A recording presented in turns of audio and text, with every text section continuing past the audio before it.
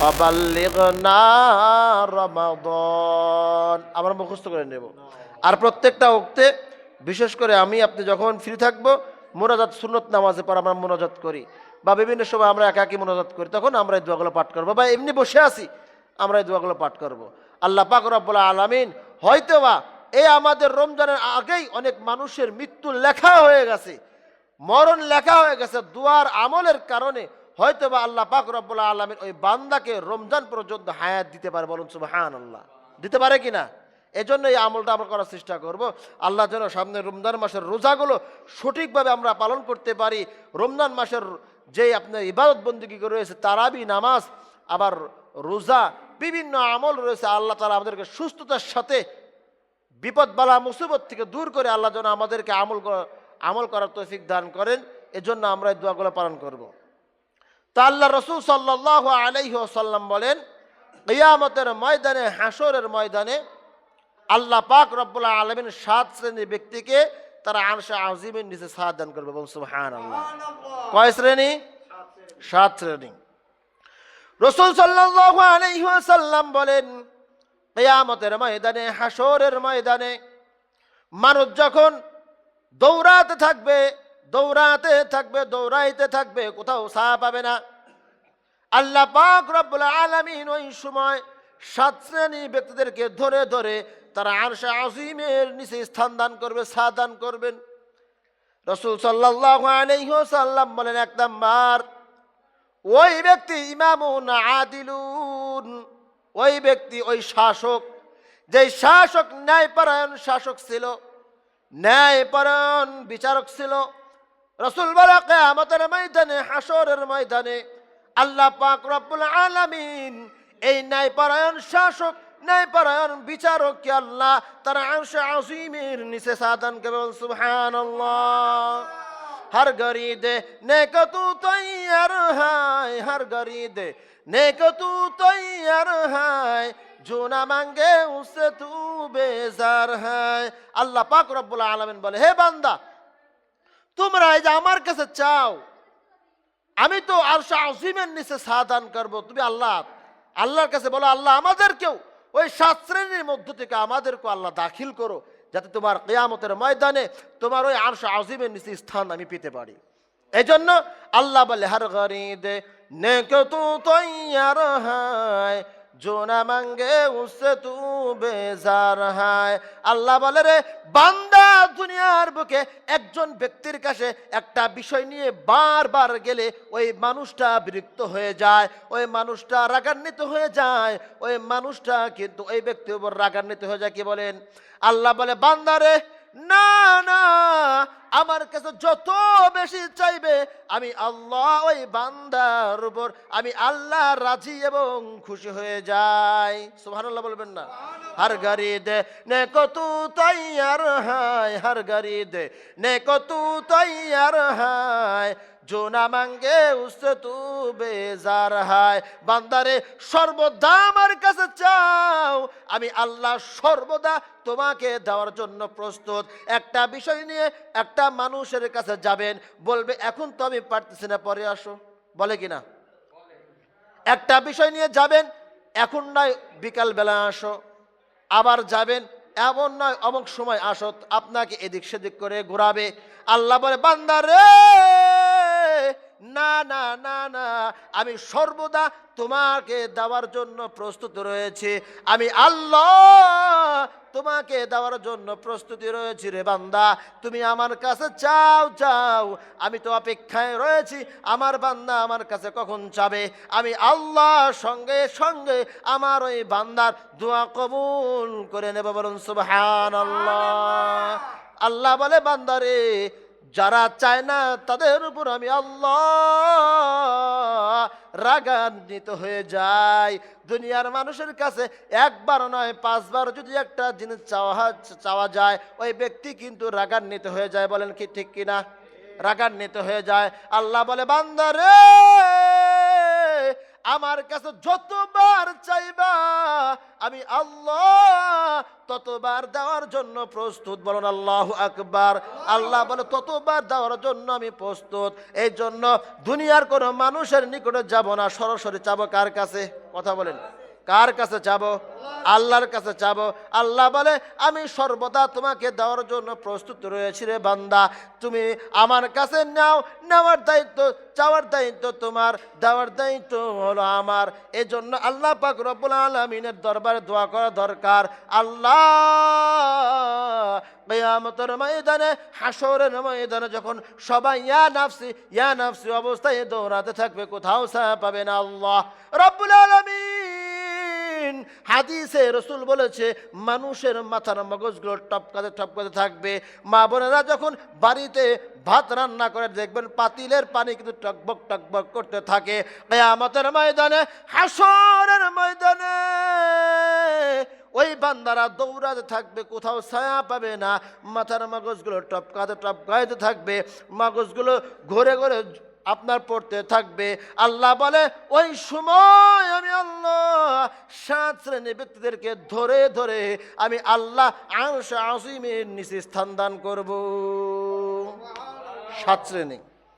তার মধ্যে 1 নাম্বার ইমামুন আদিলুন, ন্যায়পরায়ণ শাসক। যে শাসক ন্যায়পরায়ণ ছিল, মানুষের মধ্যে ইনসাফ প্রতিষ্ঠা করেছিল, মানুষের মধ্যে ন্যায় বিচার করেছিল। আল্লাহ বলে শুধু তাই নয়, যারা ন্যায়পরায়ণ শাসক হবে ওদের জন্য আমি উচ্চ মর্যাদা জান্নাতে রেখে দিয়েছি। বলুন সুবহানাল্লাহ। এই যে কয়েকদিন আগে, 2-3 দিন আগে আমাদের দেশের নেত্রী বেগম খালেদা জিয়া কিন্তু ইন্তেকাল করেছে, সবাই জানেন। এই ব্যক্তির মধ্যে কয়েকটা ভালো গুণ ছিল, আপনারা অনেকেই খেয়াল করে দেখছেন। এই জানাজার নামাজে বড় বড় ওলামায়ে কেরাম অংশগ্রহণ করছিল না? জামাতের আমির, হিফাজতের আমির, চরমুনায়ের আমির, আবার হচ্ছে খিলাফতে মজলিসের আমির, বড় বড় ওলামায়ে কেরাম অংশগ্রহণ করেছিল। কারণ তার মধ্যে অনেক গুণ, ভালো গুণ ছিল। তার মধ্যে একটা গুণ হলো সে কখনো আলেম বিদ্বেষী করে নাই। আলেম বিদ্বেষী ছিল না, সে আলেম বিদ্বেষী ছিল। এই উলামায়ে কেরাম তারা সাক্ষাৎ করতেছে যে এই বেগম খালেদা জিয়া কখনো আলেম বিদ্বেষী ছিল না, আলেমদের নিয়ে সে কটাক্ষ করে নাই, তার ইতিহাস এমন ইতিহাস নাই।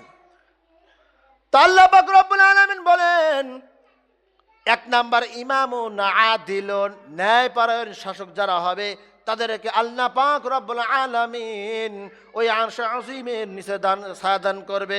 শুধু তাই নয়, আল্লাহ পাক রব্বুল আলামিন বলেন ওই ন্যায়পরায়ণ শাসকদের জন্য আমি আল্লাহ জান্নাতে উচ্চ জান্নাত, আমি সম্মানিত জান্নাত আমি রেখে দিয়েছি। আল্লাহ পাক রব্বুল আলামিন আমাদের দেশের শাসকদেরকে যেন ন্যায়পরায়ণ শাসক হিসেবে আল্লাহ কবুল করে সকলে আমিন। 2 নম্বর হলো ওই ব্যক্তি, ওই যুবক, যেই যুবক যৌবনকালে আল্লাহর রাস্তায় সময় অতিবাহিত করেছে, আল্লাহর ইবাদত বন্দেগী করে তার যৌবনকালকে কাটিয়েছে। কিয়ামতের ময়দানে, হাসরের ময়দানে আল্লাহ পাক রব্বুল আলামিন মানুষদেরকে 5টা বিষয়ে জিজ্ঞেস করবেন। এই 5টি জিনিসের ব্যাপারে জিজ্ঞেস না করা পর্যন্ত একজন মানুষ সামনে অগ্রসর হতে পারবে না। তার মধ্যে 1 নাম্বার হলো তোমাকে যৌবনকাল দিয়েছিলাম, তুমি কোনভাবে যৌবনকাল কিভাবে কাটিয়েছো?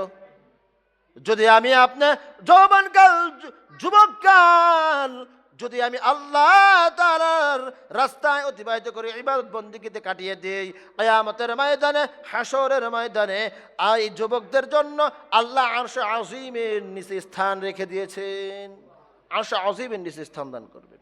3 নাম্বার ওই ব্যক্তি, যে ব্যক্তির অন্তরটা সর্বদা মসজিদের সাথে জ্বলন্ত থাকে, তার মানে মসজিদের জন্য পাগল পারা, কখন মসজিদ আজান দেবে দৌড়াইয়া দৌড়াইয়া মসজিদে আসবে, কখন মসজিদের কাজের জন্য ডাকবে দৌড়াইয়া দৌড়াইয়া চলে আসবে। অর্থাৎ তার অন্তরে সর্বদা মসজিদ নিয়ে টেনশন। আরে কখন মসজিদে আজান হবে, আমি নামাজ পড়ব জামাতের সাথে। আল্লাহর রাসূল বলে কিয়ামতের ময়দানে, হাসরের ময়দানে এই যে ব্যক্তির অন্তরে মসজিদের ভালোবাসা থাকবে, মুহাব্বত থাকবে, কিয়ামতের ময়দানে ওই সমস্ত ব্যক্তিদেরকে আল্লাহ আরশে আযীমের নিচে স্থান দান করবেন। সুবহানাল্লাহ, আরশে আযীমের নিচে স্থান দান করবে। 4 নাম্বার, ওই ব্যক্তি, যেই ব্যক্তি নির্জনে আল্লাহকে স্মরণ করে, একাকী থাকে, আল্লাহকে স্মরণ করে এবং আল্লাহকে ডেকে বলে আল্লাহ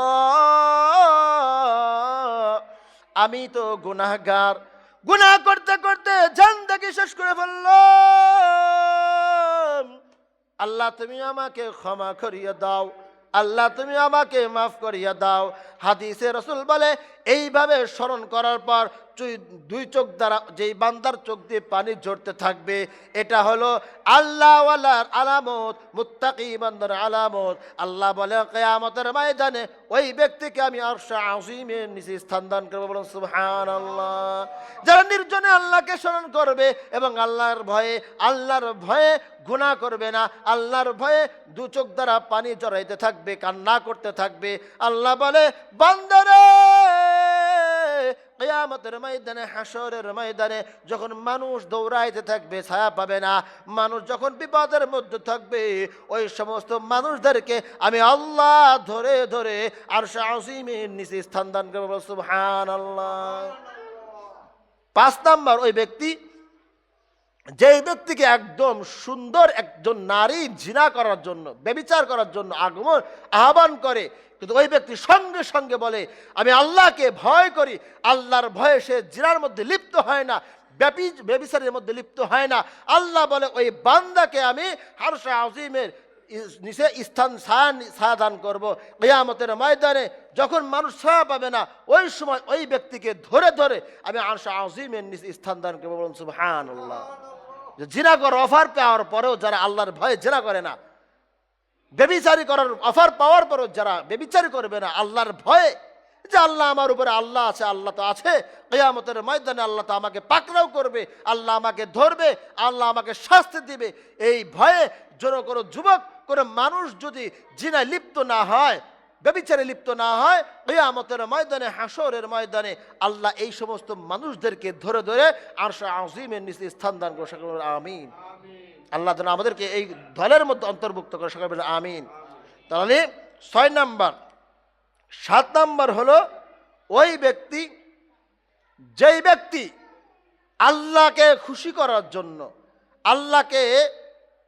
করার জন্য ইখলাসের সাথে দিল থেকে আল্লাহর রাস্তায় দান করে, এমন ভাবে যে দান করলো ডান হাত দ্বারা বাম হাতও বুঝতে পারলো না, ডান হাত দ্বারা দান করলো বাম হাতও বুঝতে পারলো না, তার মানে ইখলাসের সাথে দান করলো। একবারে আল্লাহকে রাজি খুশি করার জন্য যে ব্যক্তি দান করবে, এমন ভাবে দান করবে যেন বাম হাতও বুঝতে পারলো না, যে আল্লাহকে খুশি করার জন্য ইখলাসের সাথে। আল্লাহ বলে আমার ওই বান্দাদেরকে ধরে ধরে আমি আরশে আযীমের নিচে স্থান দান করব। সকলে বলুন আমিন। সুবহানাল্লাহ। তো আল্লাহ পাক রব্বুল আলামিন এই 7 শ্রেণীর ব্যক্তিদেরকে আল্লাহ কিয়ামতের ময়দানে, হাসরের ময়দানে তারা আরশে আযীমের নিচে স্থান দান করবে। সেদিন কিয়ামতের অবস্থা ভয়াবহ অবস্থা হবে, মানুষ দৌড়াতে থাকবে, কোথায় যাবে, কোথায় কোথায় যাচ্ছে বুঝতেও পারবে না, খালি ছায়া খুঁজবে। এমন হাদিসে আছে যে মানুষের মাথার থেকে আধা হাত বা 1 হাত, এর বলা হয়েছে এই আপনার এই সূর্য থাকবে, সূর্যের তাপে মানুষের মাথার মগজগুলো টপকাতে থাকবে, পড়তে থাকবে, মানুষ ইয়া নফস অবস্থায় দৌড়াতে থাকবে, কোথাও ছায়া পাবে না। আল্লাহ বলে তখন যারা এই 7 শ্রেণীর মধ্য থেকে যারা হবে, যারা হবে তাদেরকে ধরে ধরে আমি আল্লাহ পাক রব্বুল আলামিন আরশে আযীমের নিচে ছায়া দান করব। এই ছায়া ছাড়া কোথাও তারা ছায়া পাবে না, তারা কোথাও স্থান পাবে না, তারা দৌড়াতে থাকবে, কোথাও তারা স্থান পাবে না, সুখ পাবে না। কারণ কিয়ামতের ময়দান হবে ভয়াবহ পরিণতি, মুত্তাকী বান্দাদের জন্য হবে সহজ, আর যারা জাহান্নামী হবে, মুত্তাকী নয় পাপী বান্দাদের জন্য হবে কঠিন। কারণ মাথা থেকে শুরু করে পা পর্যন্ত তাদের শুরু হয়ে যাবে আযাব, তাদের শুরু হয়ে যাবে শাস্তি। তারা দৌড়াতে থাকবে, কোথাও তারা ঠাঁই পাবে না। আল্লাহ পাক রব্বুল আলামিন আমাদেরকে যেন ওই 7 শ্রেণীর মধ্য থেকে আল্লাহ আমাদের সকলকে আল্লাহ আরশ আজিমের নিচে স্থান দান করে। সকলে আমিন। বাজে কত?